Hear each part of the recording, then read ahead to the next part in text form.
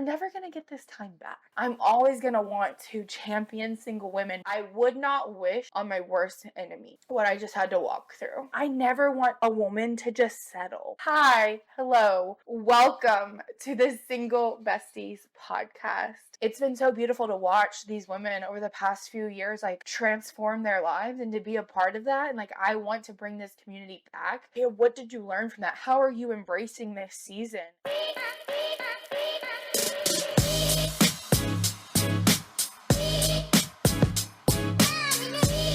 Hi, besties. For the very first time, I want to welcome you to the Single Besties podcast. I am your host, Montana Doran.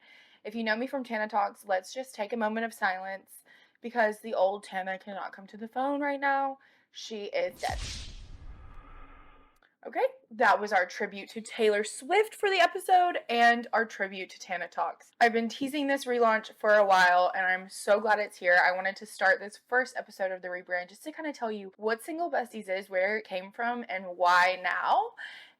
And I don't think you guys understand, like, this didn't just come out of nowhere. Back in 2020, I got started doing stand-up because I worked for a church. I planned events. We were planning a singles event because in church world, single people are treated like lepers. Like nobody really includes them. And so my church, we were in Atlanta, we were really cool and trendy, and we wanted to do something funny and fun for Valentine's Day. So we did a singles on Valentine's Day event. We wanted to hire a comedian, but I didn't know anything about comedy at the time. And so I was looking online at websites and they were really expensive. And so I was like, we don't have a budget. And my pastor's wife was like, well, you're funny. Why don't you do it? So I did 20 minutes. And that started me on this whole journey of comedy, finding my voice, embracing the podcast, embracing the growth, starting to produce podcasts, moving to LA, doing stand-up all over the place. Like from a little small town little girly. I feel like I killed it after 2 years. I was killing it. And then I kind of started to like not love stand-up. So I decided to quit. But I still had that passion to speak. I still was doing the podcast. I still have been producing other podcasts. And the desire to speak never really left. But I just want to speak more. And so I've been working on my keynote last year and finishing it this year. And I'm really excited about it. I've been writing this confidence book that should release now that we have a website, a Single Besties website. So be on the lookout for that. Anywho, but along the journey, so singleness has always been a theme because along the journey of stand-up, doing comedy, things like that, I was also making content. And my degree's in psychology, so I've always wanted to like help other people. So I was reading this book and I remember making a TikTok about the book, and the book, it blew up. And people bought the book. It sold out on Amazon. And I was like, I have this crazy opportunity. I have this TikTok. Like, what should I do? I made a Facebook community called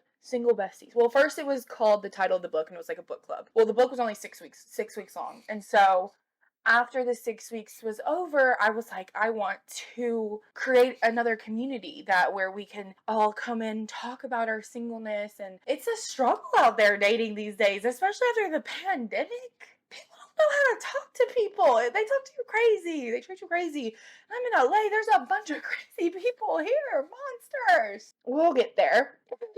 But I quit the Single Besties group when I got into the dating world again because I was like, well, I don't want to just market myself as a single girl. Like, ew, cringe. I want a marriage and a family. I can't just do that. And so I felt inauthentic. But then as I started working on more podcasts and seeing growth, I really noticed that podcasts grew when they niched down, when they knew exactly who they were talking to, when they were interviewing specific people. I really saw them grow when they picked a niche. And my whole Tana Talks was just creatives, not even a specific creative. I didn't even just have a comedy part. I just had all kinds of creatives. And so I've been thinking, like, what do I want to talk about? Like, and then I worked on the keynote, the confidence, and it all is leaning back into the self-love and the self-acceptance and the self-healing journey that I've been on this whole time. It's been ups and it's been downs, but so at the beginning of the year, I was really like, what do I want for this podcast? Because I could not continue to just throw spaghetti at the wall. Like, what do I want? And so I've been really working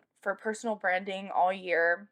I was in Scottsdale, Arizona on Valentine's Day. And side story, my company wants me to move. So I was there visiting for the first time and I was like, well, if I'm going to move, I got to see what the dudes are like here. So I set up a date As I'm walking downstairs from my date, I turn around, and so because someone says my name, and it is a single bestie from the Single Bestie group. We get each other's numbers, and I was in Scottsdale from like Wednesday to Saturday. We ended up going out to dinner Friday and just talking about relationships. She was like, I missed that group, like bring it back. And so I had it stirring in me. That was February. Then March, I'm having a conversation with my friend Allie, who is just the boss girl. She designed my cover. She is in marketing, branding. She is just so freaking amazing at what she does. She's such a girl boss. I hate that's so cringe, like girl boss, but she is one. And she was planning this big Europe trip that she's been talking about. And I'm like, God, we're so cool. Like, and she was like, why'd you stop the Single Besties? And I just told her, I was like, I felt cringe by it, but I feel like I'm ready. Like, I've been wanting to relaunch the podcast in a genuine way about talking about things that I feel that I can authentically talk about and find my voice and grow and like make content around that. I'm not going to get tired of making it around, but I'm scared that I'm going to just pigeonhole myself and I won't get a healthy relationship or things like that. She was like, that's so not true. Like, even if you're married, she was like, you can interview single people, you can interview people in relationships, widows, divorced, people with kids, like, and just talk about how this time she's planning this trip to Europe and she's been talking about it for years. And we're like, we're never going to get this time back.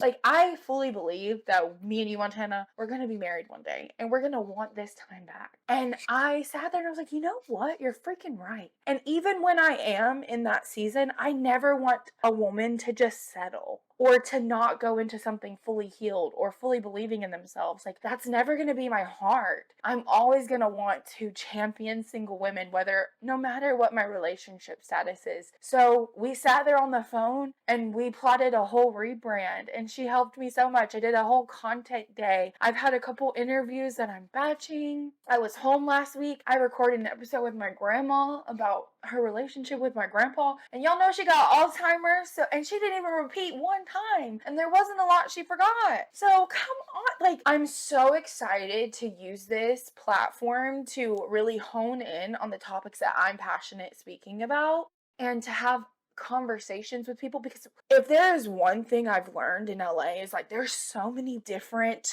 ways to do relationships, or people have so many different relationship philosophies. We all have our own relationship trauma, and just like merging the two into like, okay, what did you learn from that? How are you embracing this season? And I'm so excited to finally feel like I know what I'm talking about and know who I'm talking to. So I want this Single Besties community that was once thriving and like selling out books on Amazon and loving themselves. Like, literally, girls from this group are now like married, have kids, like living with their partner, been with their partner 3 or 4 years. Like, it's crazy. Like, when we really do lean into that self-love and opening ourselves up and like learning to love ourselves before we can love another. Like, it's been so beautiful to watch these women over the past few years like transform their lives and to be a part of that. And like, I want to bring this community back, and I truly believe that we're better together and that it's possible and that this is only the beginning. So I want to welcome you to the Single Besties community. And if you're not already a member of the group, join the group. Follow the Instagram. Like, it's always going to be silly, light, like the conversations are going to be intense sometimes. Like, if you guys only knew the hell that I've went through,